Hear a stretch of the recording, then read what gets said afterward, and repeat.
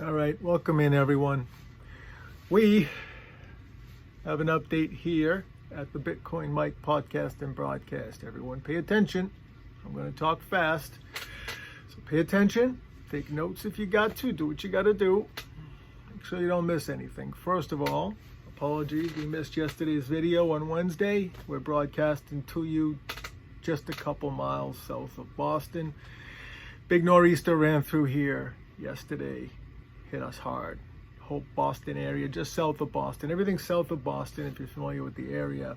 South Shore, down to the South Coast, Cape and Islands, all hit hard. Really hard.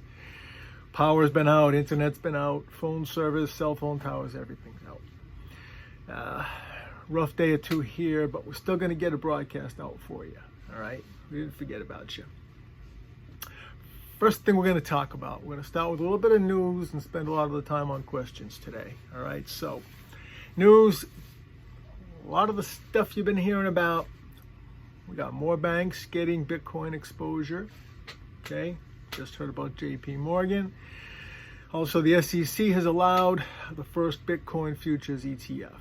Okay, and now more and even more coming behind it. Behind these, there's going to be a few now. These futures ETFs, they're paper ETFs. I'm not buying these ones. We're still waiting for the real Bitcoin ETF. It'll be a spot ETF where they own the Bitcoin. You know, just like the Bitcoin proxy publicly traded companies like MicroStrategy own all the Bitcoin, GBTC. Okay, we need a real Bitcoin ETF approved by the SEC to get everyone into the game and get Bitcoin price way up. All right, spot ETF will come someday. Not even making a prediction on this one.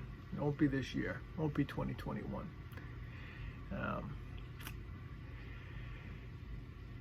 Still waiting. There's some more information, but nothing confirmed, so I'm not even gonna get into whatever else I have for you. Walmart has announced ATMs at locations all across the United States, Bitcoin ATMs. Rolling out all across the United States soon. I think 800 so far to start. We've got the Taproot upgrade next month. Very important, big information. I'm going to go to questions. Most of these are going to come right off of Twitter. Well, you guys hit me on Twitter. You can get me at the comments below too. We'll answer questions on the comments or over on Patreon or wherever else. Okay?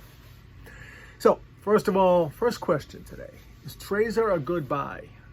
Sure, it's a good buy. I use one. I don't know what you consider a good price. It's a good device. It's good for keeping your crypto secure. You know, your Bitcoin, Ethereum, whatever you have. It holds. It supports multiple cryptos. A lot of us use it for Bitcoin and Ethereum. Generally, also it's important. It's important to remember to keep these things safe. So Keiser is good. Cold wallets are good. The cold card wallets to keep your seed phrases safe. You always want to keep your keys safe, your seed phrases safe. If you have a Bitcoin only computer, you want to make sure you keep that safe. And don't just leave it sitting out. You know, especially those little Keiser devices. First of all, I also need to go back to the beginning for 1 second, please. Not financial advice here, okay? This show is for entertainment only. Entertainment, it's not financial advice, it's not life advice of any sort. You know, I'll tell you what's going on, I'll tell you the news of the day, I'll tell you how different cryptos are going for investment-wise, I'll tell you what I'm doing, tell you what I'm investing in, what I'm selling, things like that. But none of this is investment advice. You shouldn't take it as investment advice, okay? I'm some guy on YouTube making a video for you, all right? And right now I'm locked down in a bunker, riding out a big nor'easter a couple miles south of Boston. So, you know, I'm not even really connected to the world at the moment. Don't be taking my advice. It's entertainment. Tune in for entertainment. Get the news updates. Think of it that way. And speaking of that, okay, cold card, keep it safe. Keiser, keep it safe somewhere, okay? Very, very important. Should I sell my Bitcoin? Next question. Should I sell my Bitcoin? No, don't sell your Bitcoin. It's going up. It's going to keep going up, up, and up. Don't sell it, all right? All right, don't sell it. If you need money, try to get the money somewhere else. Bitcoin is extremely scarce, and it's worth a lot, going to be worth a lot more as time goes on. Don't sell it. Keep it. All right. Next question. I love this question. Do you like Bitcoin Ben? Yes, I like Bitcoin Ben. I like his show. I haven't ever met the guy. Don't know him. I like his show. He's all over the place. I listen to him on iHeartRadio on the podcast. He comes up in the free comments section under Bitcoin podcasts on iHeartRadio. That's where I listen to him. It's very entertaining, very informative. He's got a lot going on in this business. Got a few businesses going on. He does events all the time where people can go out and meet him and talk to him. See what he's up to, see what his company's up to. I think he's got a couple companies now and a lot of things he's working on. But I like to listen to him for entertainment. He's a funny guy, knows his stuff about Bitcoin, has some interesting things on other cryptos once in a while too. And fun fact, Bitcoin Ben is my favorite truck driver. Yes, he is. My favorite ex-truck driver, Bitcoin Ben. That's a fact. Is Max Keiser still in? But yeah, I don't think we even need to touch this. Is Max Keiser still in? Yes, Max Keiser is still in Bitcoin. Max Keiser still likes Bitcoin. Still orange pilling everybody. He's still out there all over the place. Yes, Max. You don't want to speak for other people, but safe to say Max is still into Bitcoin. Still likes Bitcoin. Yes. Safe to say. Next up is interesting. Is Bitcoin Magazine a good source, a good and reliable source, credible source of information? So I say yes, absolutely. I check out Bitcoin Magazine for news. I check out, couldn't even tell you, 200 sources a day for new Bitcoin information. So I'm all over, but Bitcoin Magazine's on my list. I go there, I check them out online, see what they're talking about, see their articles, see their updates. They're very good. Some other good sources that are just basic things everyone knows about is Yahoo, Robinhood and Coinbase. Once you log into your account, they've actually got some really good sections there on news updates, and Coinbase has got some good small educational videos in there too, and tutorials. Very good. Good place for beginners. You guys who've been in this for a while may not get a ton out of these, but a lot of good beginner information, especially on Coinbase. Next up, another good question. Is Square a Bitcoin proxy like MicroStrategy? Yes. Yes, it is now, because Square is now holding Bitcoin on the balance sheet like MicroStrategy. Not as much, not yet. But Square is also involved, since their payments, they're involved in Bitcoin and in cryptos in other ways, besides just holding it on the balance sheet, all right? My favorite still for a proxy, a Bitcoin proxy, is still MicroStrategy, for sure. Michael Saylor still says he's not ever going to sell that Bitcoin, ever.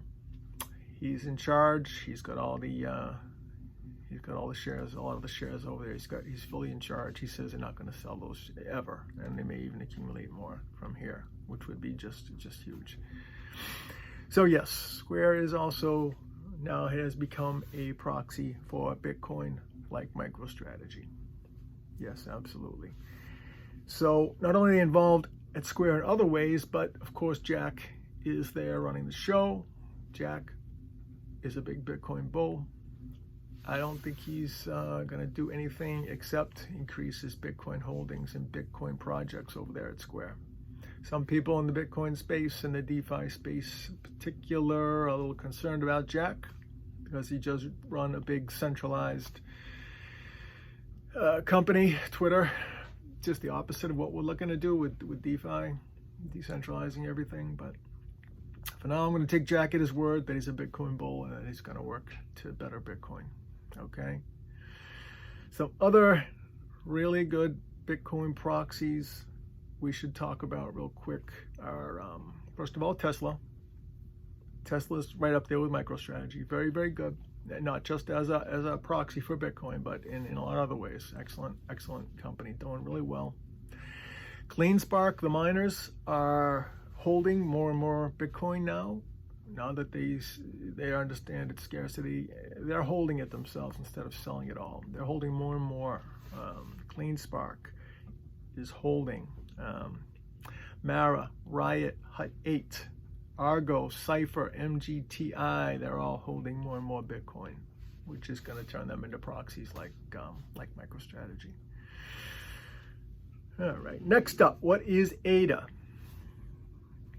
Okay, ADA, for anyone that does not know, Jimmy here does not know because he asked the question. What is ADA?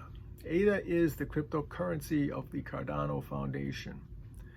So Cardano is a big, interesting organization. They have a lot going on. I think a lot of interesting projects, a lot coming down the pike. I think it's going to be a big one day. And I also think what I have to do is give you guys a full video one day on just Cardano. I'm not going to cover all the details of Cardano here. We'll never have time. It'll take a whole video. What I'll do is I will put that in the list to have a video on just ADA, Cardano. All right, we'll dive in a little deeper and talk about all the details of what they got going on over there. There's a lot going on. All right. The last question. Should I ask to be paid in Bitcoin? That's the question. Should I ask to be paid in Bitcoin? Yes. Yes, you should ask to be paid in Bitcoin. Absolutely. This show's not financial advice. Don't take it as financial advice, but yes, you should ask to be paid in Bitcoin. We should all do that all the time. Okay? It'd help with adoption, help get the word out about Bitcoin and cryptocurrencies. All right? Very, very important. What we need to do is all ask again and again and again. Keep people on this. You know this. There's ways to strike now, but it's a third party. Employers can sign up and pay their people in Bitcoin, or you can just do it yourself, do strike, and just put a portion of your check, whatever you want, to be paid in Bitcoin to you. A lot of interesting things. We should probably do a video on just that. As a matter of fact, the Strike and Lightning Network. Lots going on. So yes, you should ask to be paid in Bitcoin. That's going to be it for today. We'll be back tomorrow with a lot of news. It's going to be a big day, and I missed a couple things today because we're out of time. Be back tomorrow. Thank you.